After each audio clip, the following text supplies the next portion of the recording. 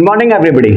Welcome to the Vision Point on CBSE platform. Myself, Amitabh Soni, as biology mentor, and I will teach you the biology. And today I will discuss about the next important topic in the cell unit of life. Cell unit of life, जिसके बारे में हम लोग कई सारे video lectures के बारे में डिस्कस कर चुके हैं, सेल के बारे में, इंट्रोडक्शंस के बारे में और कई सारे different kind of cell organelle के बारे में. अगर लास्ट वीडियोस की बात करें तो उस वीडियोस में हम लोगों ने बात की साइटोस्केलेटन के रेफरेंस में.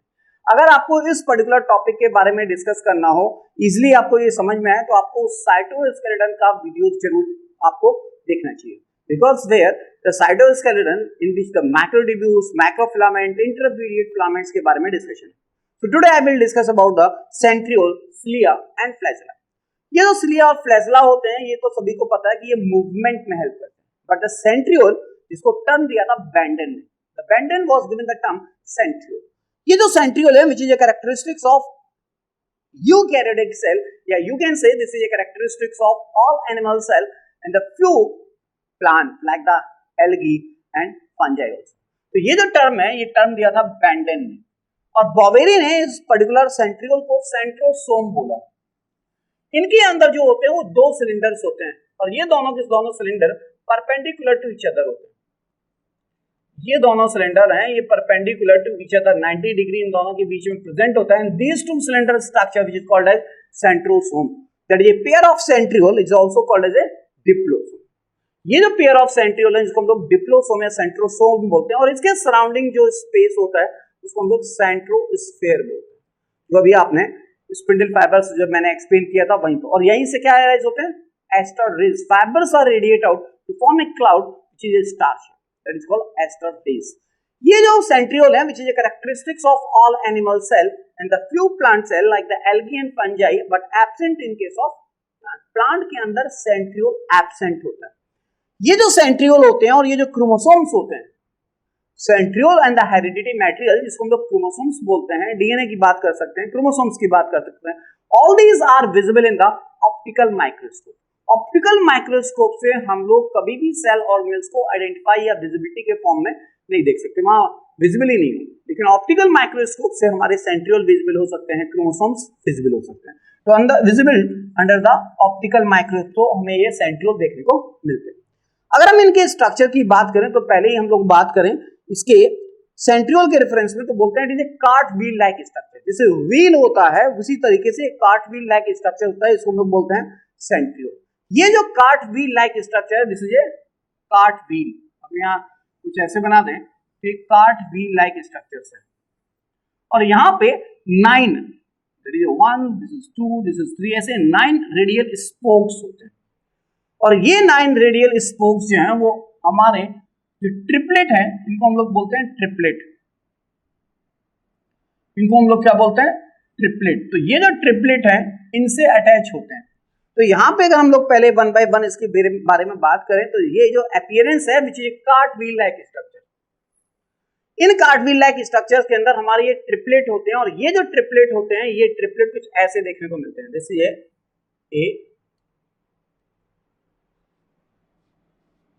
This is A, B and C. ये जो A, B, C जो आपके फाइबर्स हैं, जो प्रोटोफिलामेंट्स होंगे, वहां पे 13 प्रोटोफिलामेंट्स यहाँ होंगे जो मैक्रोट्यूब्यूल्स में थे. सेम यहाँ भी ऐसे ही 13 प्रोटोफिलामेंट्स देखने को मिलते हैं. इनके अंदर जो 13 प्रोटोफिलामेंट होंगे, इनके अंदर 11 प्रोटोफिलामेंट होंगे, इनके अंदर भी 11 प्रोटोफिलामेंट देखने को मिलते हैं. ये इसको हम लोग बोलते हैं A, this is B and this is C. So this is a present at periphery.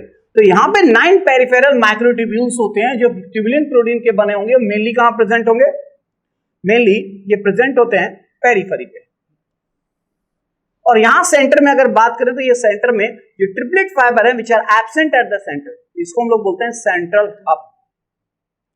इसको क्या बोलते हैं, इसको हम लोग बोलते हैं सेंट्रल हब.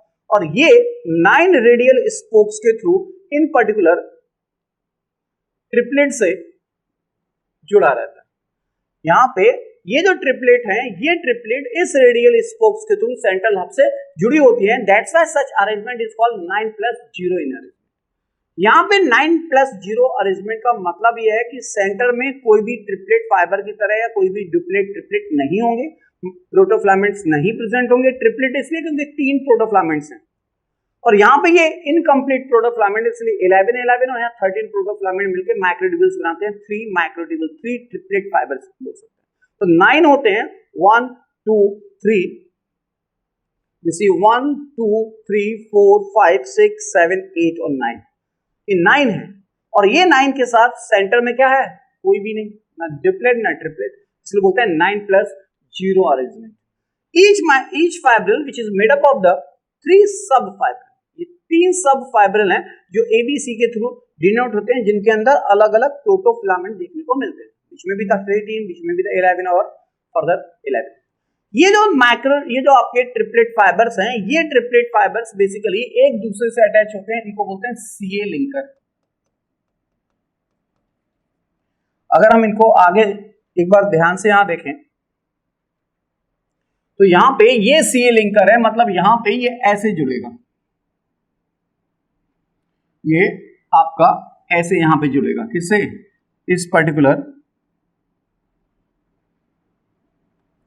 C से, ये B और ये आपका फर्दर है, इसको हम लोग बोलते हैं CA लिंकर। दूसरी चीज कि यहां पे जो ट्रिपलेट फाइबर्स हैं which are present at specific angle, यहां पे जो 9 ट्रिपलेट फाइबर्स हैं which are present at the 40 degree angle, tilt करते हैं 40 degree angles with CA linker as well as central hub. जो सेंट्रल हब होता है उससे या जो CA लिंकर होता है उससे लगभग 40 डिग्री का एंगल टिल्ट करके 40 डिग्री का एंगल्स बनाते हैं।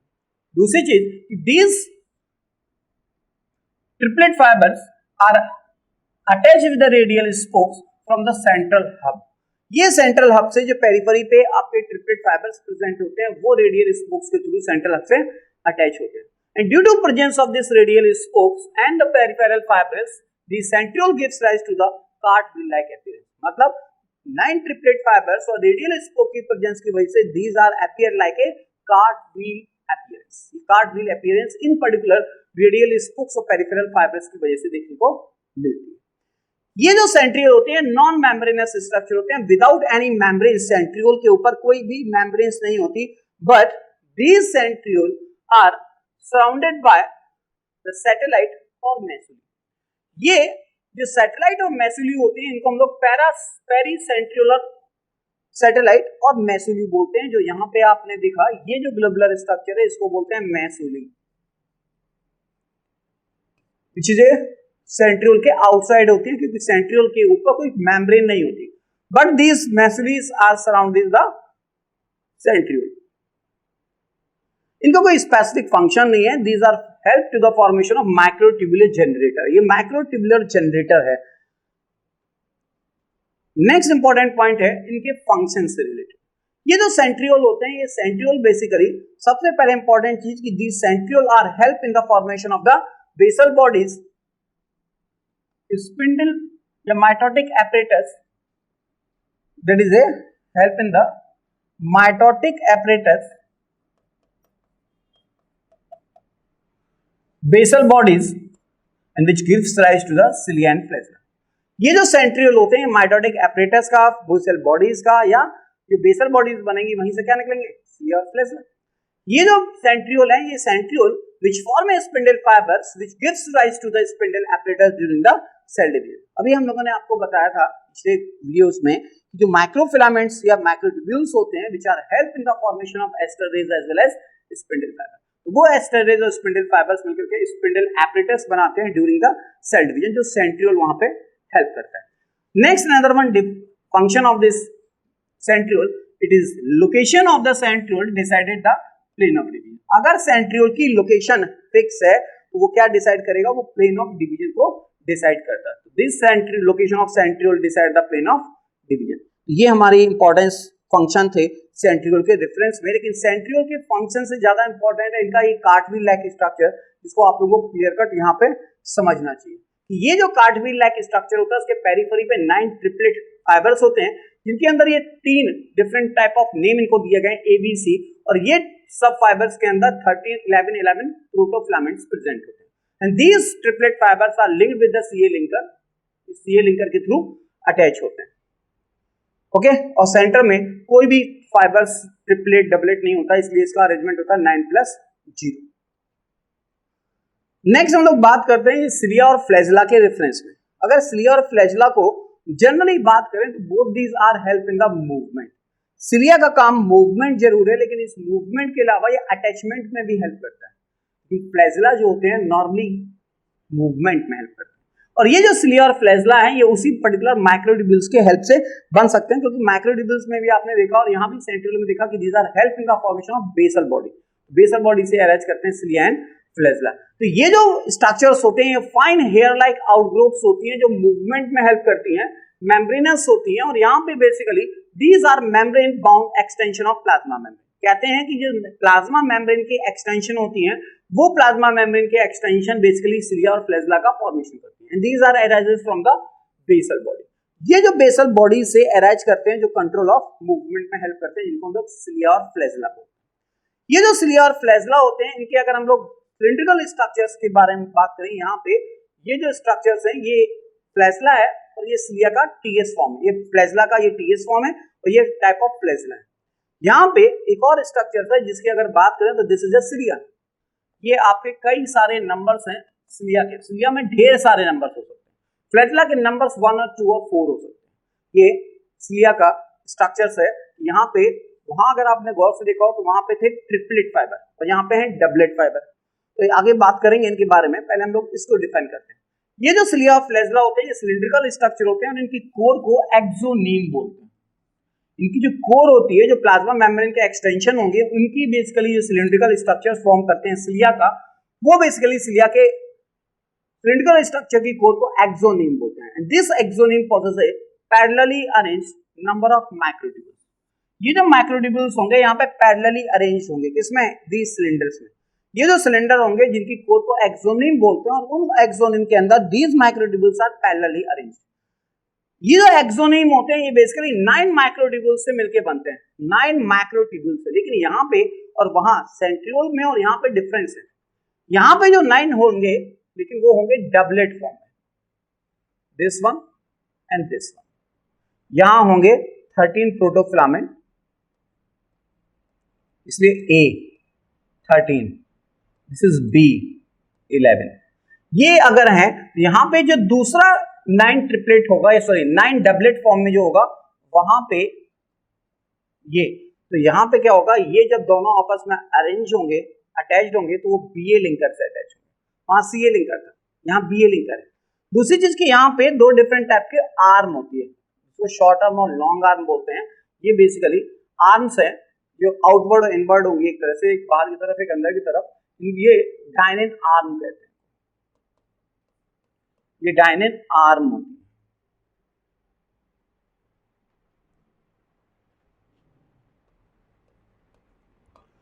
So these axonym is made up of the 9 microtubules, that is a doublet which is radially arranged and with the pair of microtubule at center.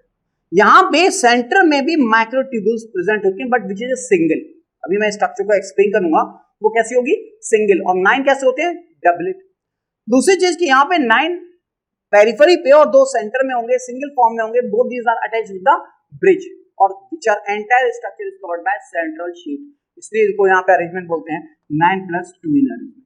9+2 organisation होगा इन cilia और flagella के अंदर। जो prokaryotic नहीं eukaryotic cilia और flagella हैं उनके अंदर की बात होगी। ये जो सेंट्रल ट्यूब्यूल्स होते हैं which are connected by the bridge, अभी मैंने बोला कि जो सेंट्रल ट्यूब्यूल्स होंगे which is connected by bridge, because अगर हम यहाँ फर्दर इसके स्ट्रक्चर की बात करें तो यहाँ पे ये आपके A है, सॉरी ये A है और ये B है, ये A है और ये B है। ये आपकी रेडियल स्पोक्स हैं, this is called the radial spoke. तो यहां पे ये 9 है पेरिफेरी पे और ये आपकी एक्सोनीम, जो कोर है वो एक्सोनीम। यहां पे बीच में सेंटर में सिंगल डबलेट तो ये है, ये सिंगल सिंगल है, and both these are attached with the help of bridge. This is called the bridge and this is called central pair of fibril. That is called as a central pair of fibril, जो अलग अलग है, single form में हैं कितने, दो. Centre में दो फाइबर्स प्रेजेंट होंगे. Both these are interconnected by this bridge and this is enclosed by a central sheet. This is enclosed by the central sheet. Central sheet से कवर्ड होंगे एंड लेटर ऑन ये जो basically आपकी connections हैं जो एक दूसरे से, ये आपकी जो फाइबर्स हैं जो सेंटर में प्रेजेंट है, दो जो ब्रिज से अटैच होंगे, सेंट्रल शीट से एनक्लोज होंगे. This is connected to the one of the tubules of each peripheral. ये जो आपके पेरिफेरल जो सेंट्रल शीट कवर होगी वो इस पेरिफेरल डबलेट से कैसे अरेंज होंगे, रेडियल स्पोक्स के थ्रू अटैच्ड होते हैं. एंड दीज आर कितने होंगे ये fibres, radial spokes, 9 radial spokes होंगे. यहाँ पे जो स्ट्रक्चर है इसके अंदर ये जो रेडियल स्पोक्स हैं वो हर किसी रेडियल स्पोक ऐसे अरेंज होंगे, तो कितने हो जाएंगी, 9 हो जाएंगे. तो यहाँ पे 9 रेडियल स्पोक्स होती हैं which is attached with the central hub. Central hub ना कह करके यहाँ कह सकते हैं the central pair of fibrils which is attached with the 9 doublet with the help of radial spokes. ये तो बात है इस रेडियल स्पोक के बारे में, ब्रिज के बारे में, सेंट्रल शीट के बारे में. These peripheral doublets are the interconnected by the linker which is called BA linker. यहाँ कह सकते हैं ये BA linker होता है. And both these cilium or the flagella emerge from the centriole-like structure which is called as basal body. ये जो basal bodies होती हैं, इन basal bodies से जो central कहना चाहिए जो cilia और flagella arise करते हैं, उन्हीं को हम लोग basal body या kinetosome बोलते हैं. ये तो बात हुई कि ये जो cilia और flagella है which is emerges from the centriole-like structure that is called basal body. हम लोग यहाँ बात कर रहे थे सीए लिंकर के, सॉरी बीए लिंकर के रेफरेंस में कि यहाँ पे जो बीए लिंकर्स होगा वो बीए लिंकर्स स्पेशली प्रेजेंट होगा, उस पेरिफेरल डबलेट को कनेक्ट करेगा. और ये इसलिए जो फ्लैजला होंगे वो बेसिकली कहां से अरेंज होंगे, इस बेसल बॉडी से अरेंज होंगे. तो ये आपके जो लिंकर हैं, ये लिंकर बेसिकली एक स्पेसिफिक प्रोटीन के बने होते हैं, इनको हम लोग बोलते हैं नेक्सीन. तो these नेक्सीन which form a linkers which are present in the linker, जो BA लिंकर है which are present in cilia and flagella. अगर वहां सेंट्रियोल की बात करें तो वहां पे CA लिंकर होता है. यहाँ पे दो डिफरेंट टाइप की आर्म होती हैं जो डायनिन आर्म कहलाती हैं. ये है आपका TH ऑफ फ्लैजलम के बारे में. ये जो फ्लैजला होते हैं इन जनरल दो टाइप के होते हैं, एक वो जिसको बोलते हैं विप्लस और दूसरे को बोलते हैं टेंसिल. टेंसिल के ऊपर स्पाइन होते हैं, दिस इज स्पाइन, ये माइन्यूट निडल लाइक स्ट्रक्चर होते हैं, इनको बोलते हैं स्पाइन. तो जहां पे स्पाइन प्रेजेंट होंगे उन फ्लैजला को बोलते हैं टेंसिल, और जो स्मूथ होगा जिसके ऊपर कोई स्पाइन लाइक स्ट्रक्चर नहीं होगा उसको बोलते हैं टेंसिल. ये हमारे सिलिया है, और यहां पे अगर आप गौर से देखें तो ये आपके रेडियल स्पोक्स हैं, ये आपका सेंट्रल हब है, तो ये सेंट्रल माइक्रोट्यूब्यूल्स, और ये है रेडियल स्पोक्स. ये बेसिकली पूरी जो सिंगलेट फॉर्म में है, ये है आपका ब्रिज. हम लोग बात कर रहे थे सिलिया के फ्लैजलम या सिलिया के स्ट्रक्चर के बारे में, तो फर्दर एक बार हम लोग डिस्कशन कर लेंगे सिलिया के स्ट्रक्चर में. ये जो पार्ट है ये बेसिकली सिंगल फॉर्म में है, both are covered by this central microtubules जो है, both is are covered by the central sheet and this is interconnected by this bridge.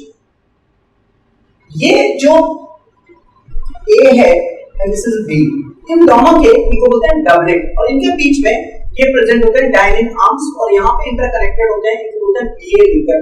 ये जो BA लिंकर है it is called the BA linker which is made up of nexin protein. ये B tubules के edges और ये है डायनिन arms. ये जो सिलिया होते हैं इनके नंबर होते हैं ढेर सारे, several cilia present and all this cilia beats in a coordinate. We discuss about the differences between cilia and flagella. ये जो cilia होते हैं, जैसा कि अभी आपने देखा कि cilia के नंबर होते हैं ज्यादा, flagella के नंबर होते हैं 1 to 4. तो सबसे पहले बात करें usually very large number, and here the few numbers like 1 to 4 in numbers, which means the biflagellated, which means the quadriflagellated. These cilia are smaller in size, but the flagella are larger in size. ये जो cilia होते हैं entire surface of body के ऊपर या cell के ऊपर present होते हैं. लाइक आपने अभी देखा पैरामीशियम में एंटायर सरफेस पे ये बेसिकली सिलिया होते हैं.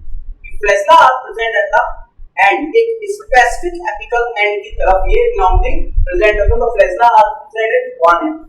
दूसरी चीज की जो सिलिया होते हैं वो लोकोमोशन और अटैचमेंट में हेल्प करते हैं, मूवमेंट में भी हेल्प करेंगे, लोकोमोशन में भी हेल्प करेंगे और अटैचमेंट में हेल्प करेंगे। While in case of the flagella, these are help in the only attachment locomotion. केवल लोकोमोशन में हेल्प करेंगे, ये लोकोमोशन और अटैचमेंट दोनों में हेल्प करेंगे। जो फ्लैजेला होते हैं वो फ्लैजेला की बीट्स इंडिपेंडेंट होती है। अगर दो फ्लैजेला है, अगर यहाँ पे ये दो फ्लैजेला है, दोनों फ्लैजेला वो पीस आर इंडिपेंडेंटली बीट्स, लेकिन यहाँ पे जब सिलिया होंगे, मान लेते हैं ये सिलिया है, ये सब एक के ऊपर अरेंज है, अगर कई सारे सिलिया तो ये बीट्स करेंगे coordinate manner, one by one ये कोऑर्डिनेट मैनर में बीट्स करते हैं। तो ये दोनों के बीच में डिफरेंस होते हैं फ्लैजेला और सिलिया के बीच।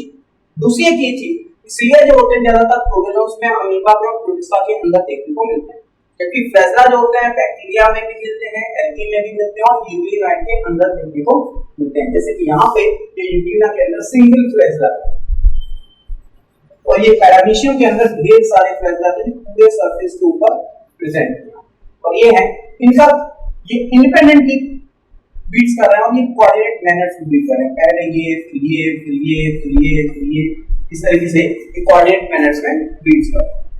ये तो बात हुई सिलिया और फ्लैजेला के डिफरेंस। तो आज की वीडियो लेक्चर्स में हम लोगों ने ये बात की कि जो सिलिया होते हैं, फ्लैजेला होते हैं, सेंट्रियोल होते हैं, तो कैसे होते हैं, इनके स्ट्रक्चर्स क्या हैं। यहाँ पे जो मैक्सिमम क्वेश्चंस होते हैं वो एक या दो क्वेश्चन रेयरली किसी ईयर में एग्जाम्स में पूछे जा सकते हैं, और आपके यहाँ 11th अगर बात करें only for the 11th NCERT, आपके शॉर्ट नोट में डिस्कस किया जा सकता है, पूछा जाता है एग्जाम में। If you have any queries, मैं हर वीडियोस में बोलता हूँ कि अगर आपको कोई क्वेरीज हो, कोई कमेंट्स हो, तो आप इस गिवन नंबर पे आप उस कमेंट्स को दे सकते हैं, और आप इसके अलावा कोई इंफॉर्मेशन अगर आपको चाहिए इस वेबसाइट पे आप उसको सर्च कर सकते हैं। Thank you so much.